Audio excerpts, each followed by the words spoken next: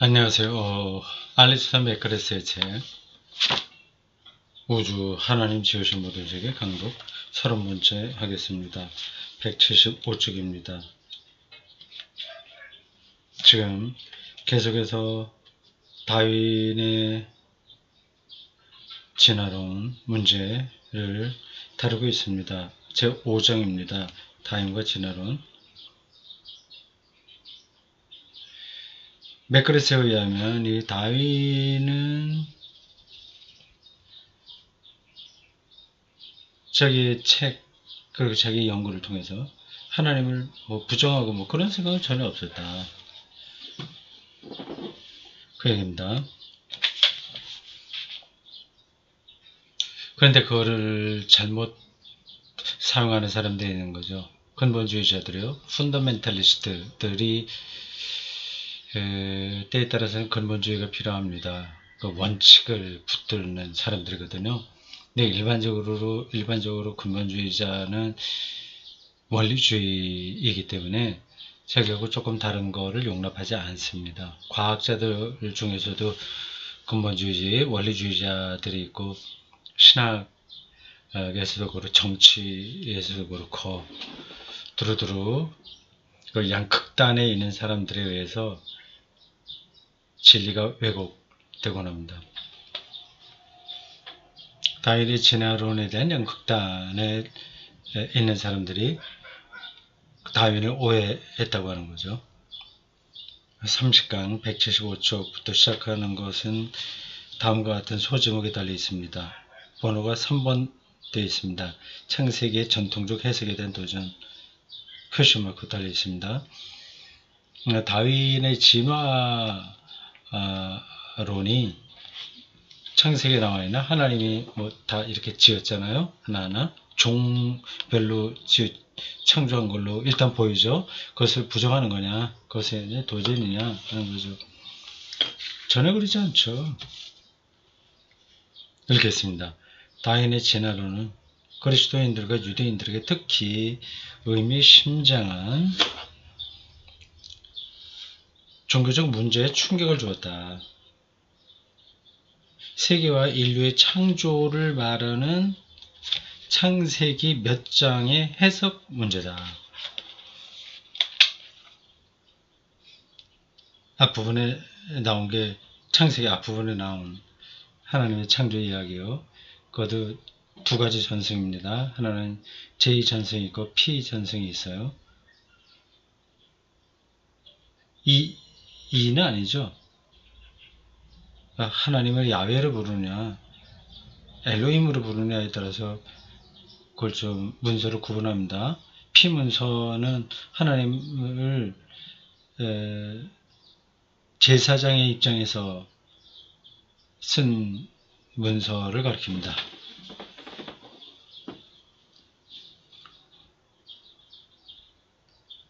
하나님의 말씀을 그렇게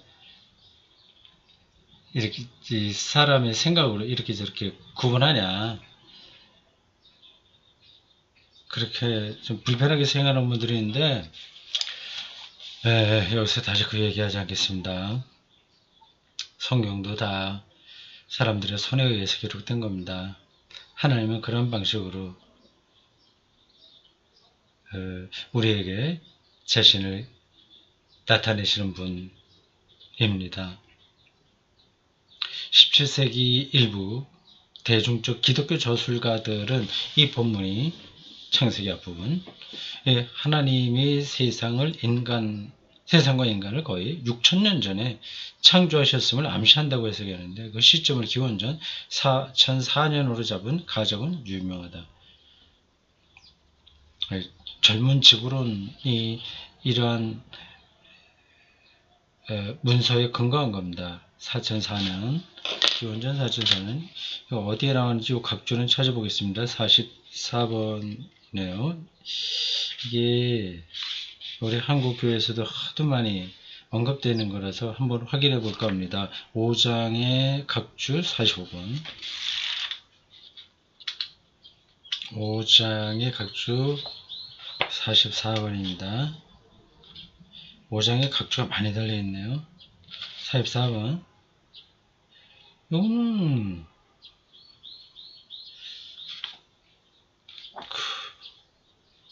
404년 잡은 어떤 원래 자료를 각주로 단 게 아니라 그것에 대한 설명을 각주로 달았군요. 제임스 바라고 하는 학자의 논문 Why the World Was Created in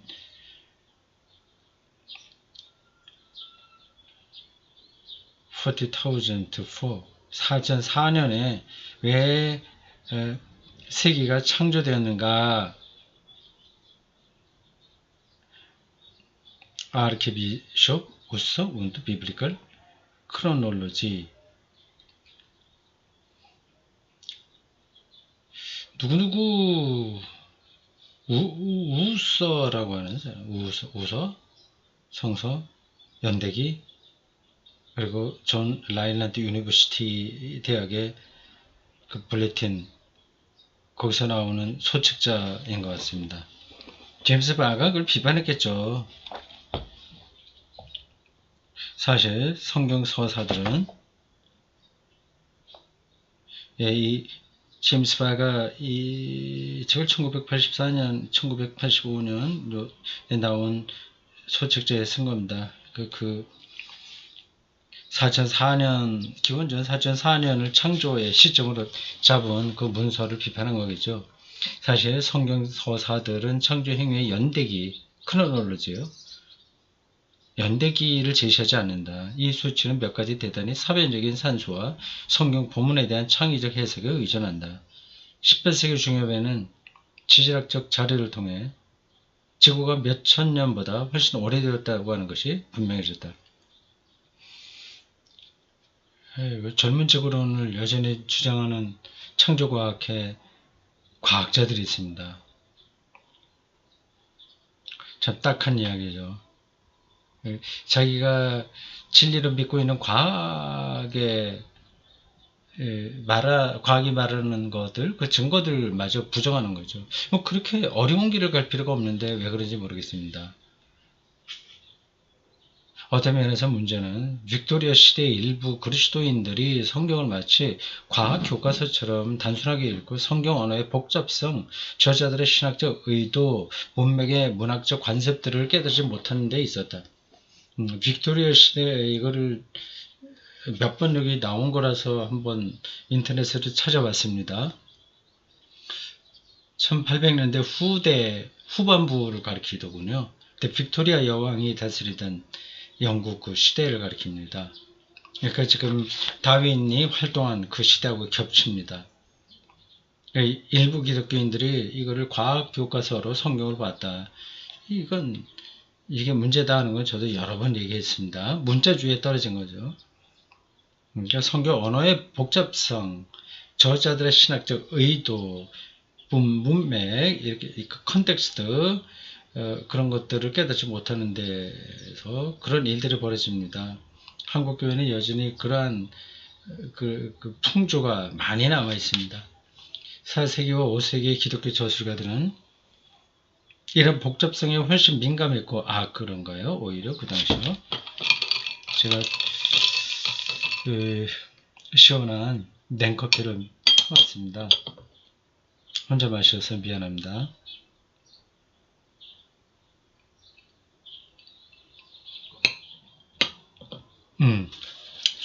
시원합니다. 4세기, 5세기 기독교 저술가들은 훨씬 더 이런 점에서 민감했다고 하네요. 훨씬 더 지적으로 처리된 거죠. 창세기를 전달할 때 메시지가 있는 문학 텍스트를 읽었다. 그 신학적 메시지의 핵심 요소를 꼽아보자면 존재하는 모든 것을 만드신 한 분 창조주 하나님이 계신다. 물질의 창조는 악하지 않고 선하다. 창조론의 핵심들의 메시지입니다. 이것은 저도 여러 번 얘기한 걸 거예요. 여러 신화적인 요소로 창조 이야기가 구성되어 있지만 그게 말하려고 하는 신학적 메시지가 있다는 겁니다. 창조주가 하나님이 창조주고 그건 선하게 창조되었고 인간의 책임 이런 것들입니다. 인간은 이 창조 세계에서 창조 질서를 보살필 책임 등을 부여받은 특별한 존재다. 이런 게 핵심 메시지인데 4세기와 5세기 어거스틴 이런 사람들이 있을 때죠. 그때 저술가들은 훨씬 더 이런 것들을 잘 알고 있었다고 하는 겁니다. 빅토리아 시대에는 설교가 과학과 종교의 접점을 탐구하는 중요한 수단이었지만 다윈이나 그의 사상과 진지하게 씨름한 설교자들은 소수에 불과했다. 과학에 대해서 이렇게 좀 열린 자세로 받아들이려고 하는 신학자들이, 설교자들이 소수였다고 하네요. 좀 안 된 거죠. 지금도 사실은 마찬가지입니다.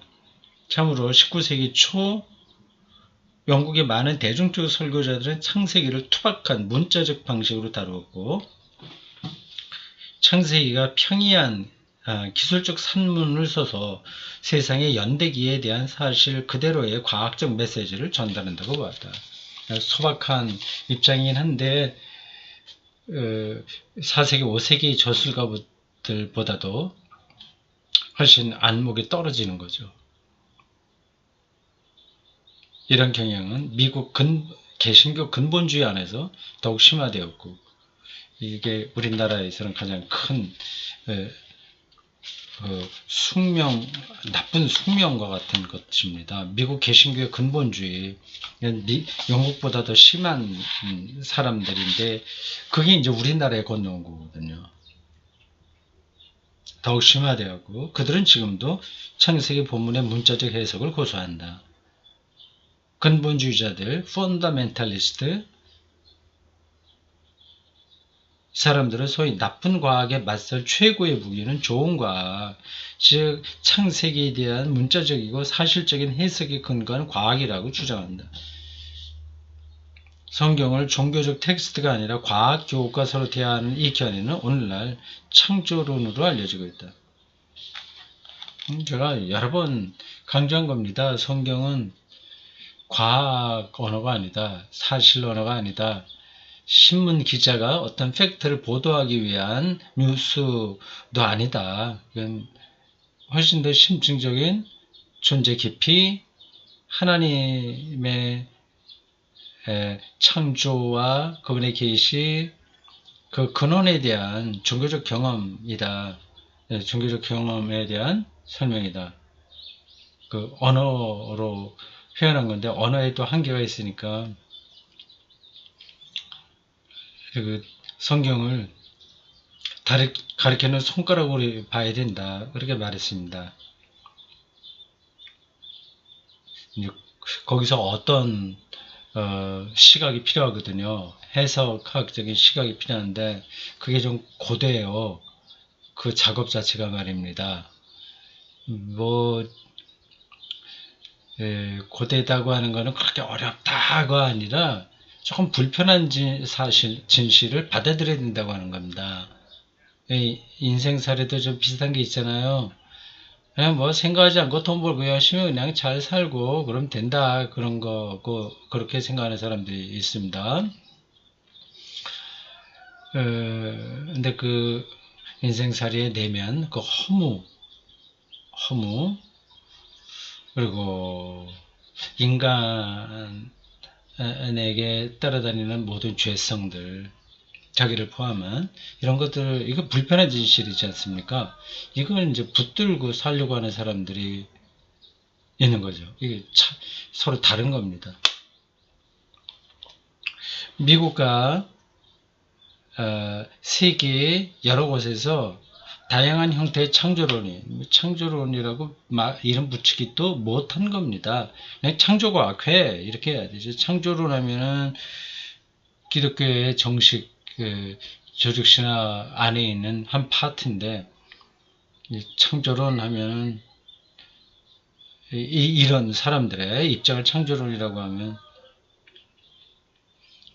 오해받기 쉽죠. 미국과 세계 여러 곳에서 다양한 형태의 창조론이 일어난 것은 다윈의 종의 기원이 나오고 한 세기가 훨씬 지나서 등장한 상대적으로 최근의 일인 현상이다. 그런가요? 요거는 다양한 형태의 창조론이라고 하는 것은 이거 창조과학회류가 말하는 것만을 가리키는 게 아니군요. 좀 더 봅시다. 보통 그 기원은 창세기 홍수라는 한 권의 책에서 찾는다. 노아 이야기요. 이걸 역사적 사실로 생각해서 터키의 아라라산에 가서 노아 방주를 찾겠다고 하는 그 프로젝트를 설계해서 여러 곳에서 이 기금을 찬조받는 일들도 있었습니다. 해외 토픽감이죠. 발견했겠습니까? 아니죠. 그냥 뭐 오래된 나무 몇 호마, 몇 조각은 발견했겠지만 말이 안 되는 겁니다.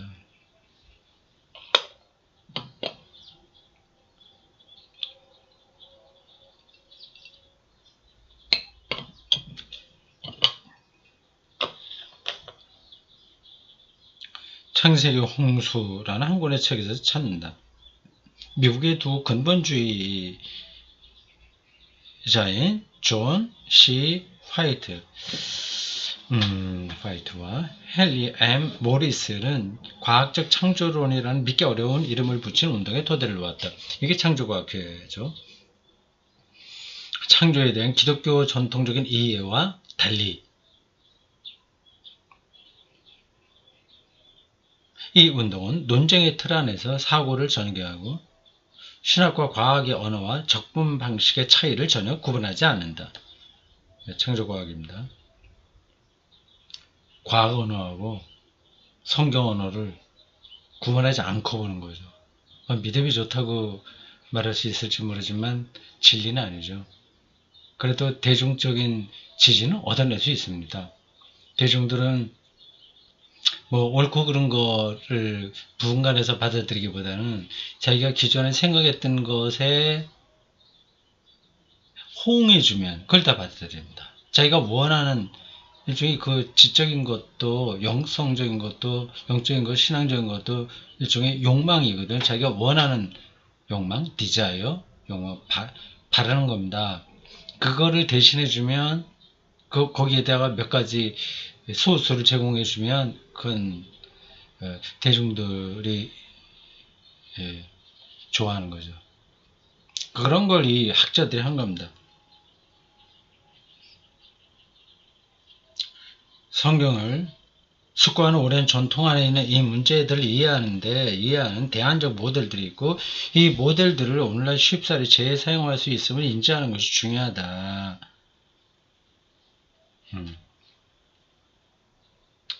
창세기 앞부분에 나온 그 창조에 대한 이야기를 해석하는 대안들을 참고해야 된다는 거죠. 예를 들어서 히포의 아우구스티누스가 근데 과학혁명이 있기 1000년 전 14세기에서 15세기에 활동했던 사람입니다. 그러니까 1000년 전이라고 하면 지금부터 1000년 전이라고 하는 게 아니라 지금부터 따지자면 1500, 600년 전이고요. 이렇게 근대과학은 르네상스 그 시대부터 1500년 전, 1000년 전이라고 하면 되겠습니다. 다윈의 종의 기원이 나오기 1500년 전에 전개한 창세기 창조서사에 대한 해석이 그 좋은 사례다. 아우구스티누스가 빅뱅이나 자연 선택에 대한 새로운 이론에 끼워 맞추기 위해 자신의 성경 해석을 조정했다고 생각할 수는 없는 노릇이다. 그는 빅뱅이나 진화론, 자연 선택 이거 몰랐으니까요. 그가 401년에서 415년 사이에 쓴 고전 창세기 문자적 의미라고 하는 텍스트에 대한 이 창세기의 문자적 의미라고 하는 책인가 아티클인가 모르겠는데 일단 이러한 제목이 붙은 이 글은 텍스트에 대한 문자적 주석으로 의도한 것이었다. 문자적으로 한다면 그대로 믿는다고 하는 건데 문자적으로 하면서도 생각이 깊었으니까 오늘의 창조과학회에 속한 사람들하고는 다른 걸 보았겠죠. 그러네요. 이거 괄호로 묶어서 보충 설명이 나옵니다. 여기서 문자적이라고 하는 말은 저자가 의도한 의미로라는 노선에서 이해됩니다. 아, 그렇군요. 그렇죠. 그래야죠. 지금 우리가 일반적으로 말하는 문자적으로 믿는다고 하는 것은 저자의 의도하고는 상관없이 그냥 문자에 묶이는 겁니다. 그러니까 어거스틴 시대보다도 지금은 그 텍스트를 이해하는 차원이 떨어진다. 떨어지는 사람들이 많다. 그렇게 보면 되죠. 이 전통적, 즉 오래된 창세기 독법은 18세기와 19세기 영어권 개신교의 특징이 된 창세기 텍스트의 문자적 해석보다 1000년 이상 앞서 등장했다. 영어권 개신교, 이 말은 독일어권 개신교가 있고 불어권 개신교가 있다는 거, 그 차이를 말합니다. 독일어권이 이제 개신교에서는 신학적으로 가장 앞섰거든요. 네, 어쨌든 뭐 아우슈트누스가 볼 때 재밌습니다. 이 아우슈트누스가 이걸 어떻게 해석을 했는지요. 창세기 창조기록의 자연스러운 의미는 하나님이 한순간의 창조로 모든 것을 생겨나게 하셨다는 것이다. 창세기의 의미가 창조의 창조가 한순간에 창조로 모든 것을 생겨나게 하셨다는 것이다. 하지만 창조 질서는 정적인 것이 아니다. 정적이라고 하는 것은 움직이지 않는다는 거죠. 그대로 돼서 그대로 그 자리에 있는 것만 정적이라고 하는 겁니다. 그럴 때 정적이라고 합니다. 하나님이 창조 질서 안에 발달할 역량을 부여하셨기 때문이다. 창조 질서. 지금 우리가 살아가고 있는 그 모든 것들이 다 창조 질서입니다. 아기를 낳고 또 그 아기가 자라서 또 낳고 하는 그런 것들이 창조 질서예요. 근데 그게 정적인 게 아니라 그게 훨씬 역동적이다 이런 뜻이죠. 사람이 태어나서 이렇게 자라고 늙고 죽는다고 하는 것도 참 생각해 보면 특별한 겁니다. 이상한 거죠. 그리고 나서 자라고 늙어서 죽는다고 할 때 어느 순간이 자기인지도 잘 모르죠. 아주 어렸을 때의 애와 청소년 시기와 장년 시기 그리고 노년 시기 이게 그 사람이 다 달라지는 거죠. 세포도 다 이제 이게 죽었다 없어지고 이제 아니 생겼다 없어지고 그렇게 되잖아요. 우리 몸을 구성하는 세포도 그렇고 생각도 달라집니다. 모양도 물론 달라지고 5살 때 그 사람과 한 90살 때 되는 그 사람을 이렇게 따로따로 놓고 보면 연결이 안 되죠. 어느 때에 내가 날까요? 죽어서 천당 간다고 하는데 가서 또 가족들을 만난다는 그 생각이 우리에게 있지 않습니까? 그럼 어느 때에 그 사람을 만나게 되는 걸까요?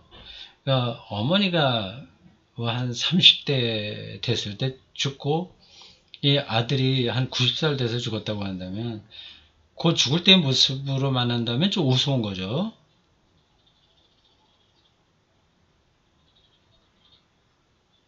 참 이게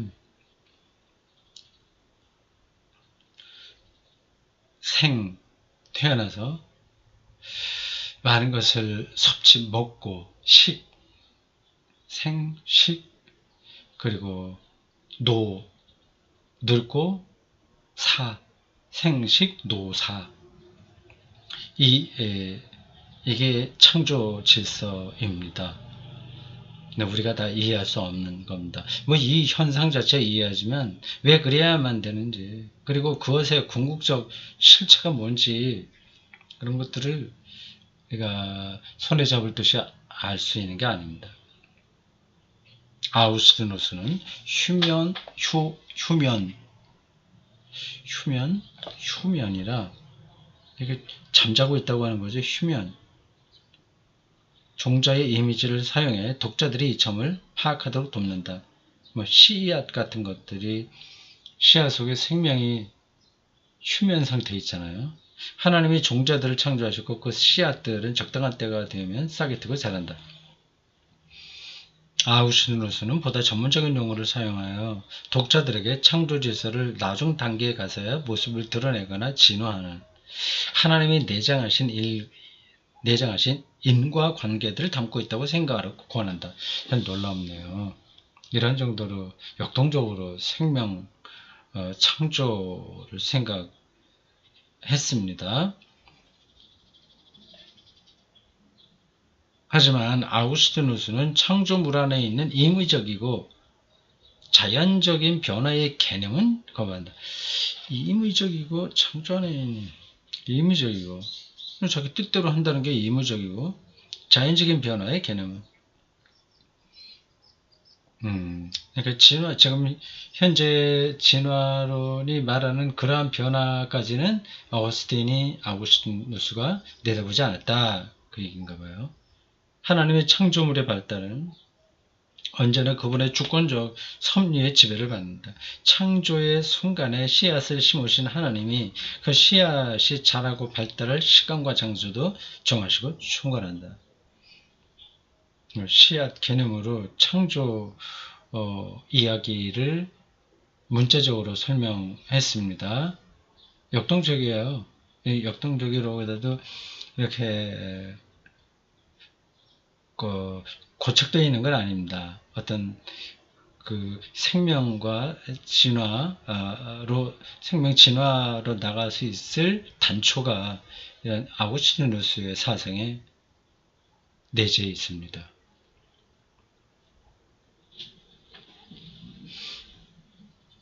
그런데 이것은 지금 우리가 알고 있는 생물학적 진화론이 아니다. 그렇죠. 똑같은 건 아니죠. 단초가 될 수만 있을 뿐이지. 아우구스티누스는 물론 당시에 그 누구도 이 문제의 열쇠가 되었을 지질학적 정보나 생물학적 정보를 알지 못했다. 어느 누구도 그 시대의 한계를 뛰어넘을 수 없습니다.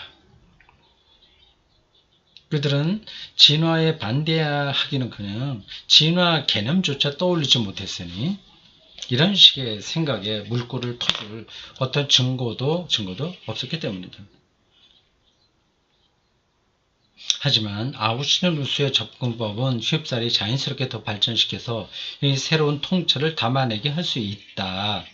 그래서 담아낼 수 있게 할 수 있다 이렇게 표현했죠. 그게 제가 앞에서 쓴 단어 단초, 그게 말하는 겁니다. 그래 흐름을 제가 잘 따라가고 있죠. 느낌이 같이 가고 있어요. 아우구스티누스를 이렇게 설명하는 걸 제가 맥그레스가 설명하는 걸 따라가다 보니 그것은 오늘의 다윈의 진화론 자연 선택하고 똑같은 건 아니나 거기로 나갈 수 있는 단초가 된다 말했잖아요. 그게 그 이야기입니다. 통찰을 잡아낼 수 있게 할 수 있다. 19세기의 영국 신학자들이 그들이 물려받은 이러한 지적 유산을 더 잘 알았다면 다윈주의의 도전에 맞서 더 흥미롭고 건설적이고 생산적으로 대응할 수 있었을 것이다. 그렇죠. 네. 그러니까 모든 게 이렇게 발전되는 거 아닌 것 같습니다. 특별히 지적인 게 정보는 많이 얻는다고 하더라도 사유가 늘 이렇게 발전하지는 못하는 것 같아요.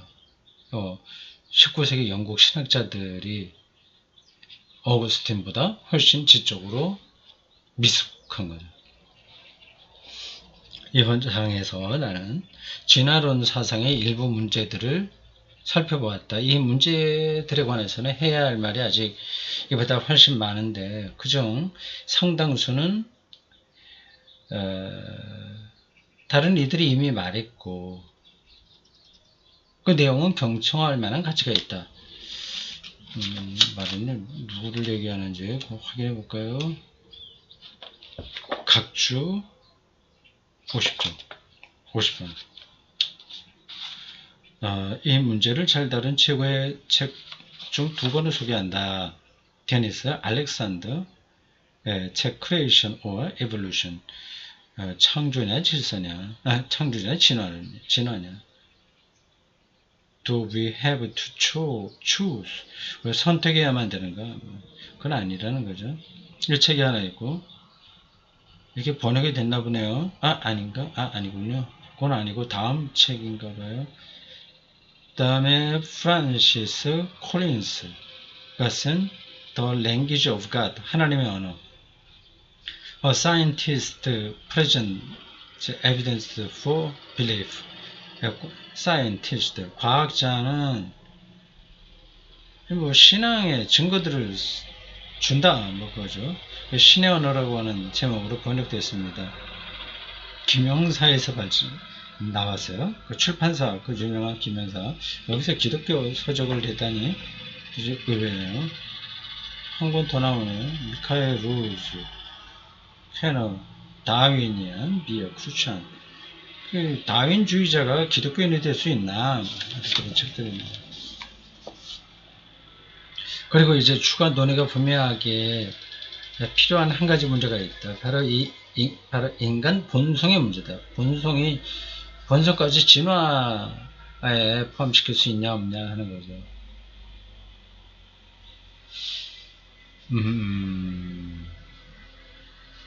본성을 뭐로 보느냐에 따라서 그 차이가 있을 텐데요. 그거는 좀 쉽지 않은데. 과학의 서사와 신앙의 서사는 우리가 누구이며 인간 누구이며 우리가 왜 중요한지 이해하는 데 어떤 도움을 줄까? 다음 장에서는 이 문제들을 고려해 보겠다.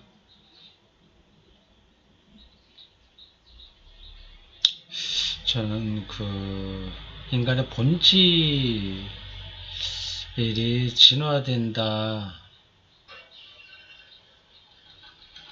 말하기 쉽진 않은데 또 아니라고 말하기도 그렇고